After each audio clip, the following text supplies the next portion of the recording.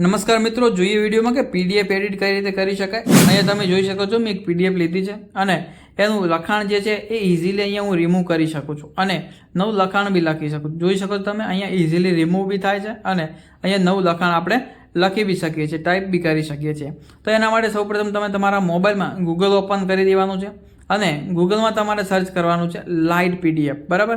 તો અહીંયા હું ગૂગલમાં સર્ચ કરીશ લાઇટ પીડીએફ, બરાબર। અને વેબસાઇટનો ખોટો ઉપયોગ કરવાનો નથી, બરાબર। જે કોઈ નોર્મલ ડોક્યુમેન્ટ હોય એ જ આપણે એડિટ કરી શકીએ છીએ, બાકી કોઈ લીગલી ડોક્યુમેન્ટ એડિટ કરવાનું નથી। જોઈ શકો છો, ત્યાર પછી અહીંયા પહેલી જ વેબસાઇટ મળશે, તમે લાઇટ પીડીએફ ત્યાં ક્લિક કરશો। તમે અહીંયા ત્યાં ક્લિક કરશો એટલે આ રીતનું એક ઇન્ટરફેસ તમને જોવા મળશે। સ્ક્રોલ કરીને જોઈ શકો છો, આખી વેબસાઇટ પૂરી તમે આ રીતનું છે, બરાબર।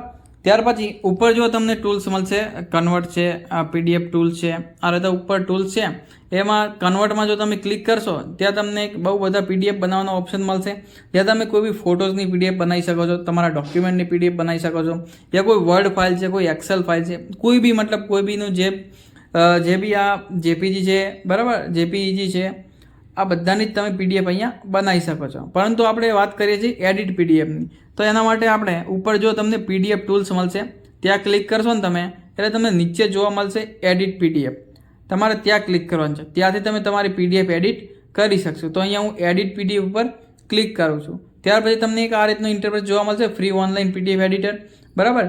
ત્યાં સ્ક્રોલ કરશો નીચે થોડું એટલે સિલેક્ટ ફાઇલનું ઓપ્શન આવી જશે, અહીંથી તમે તમારી ફાઇલ સિલેક્ટ કરી શકો છો અને એ પીડીએફને ઇઝીલી તમે તમારી રીતે એડિટ કરી શકો છો।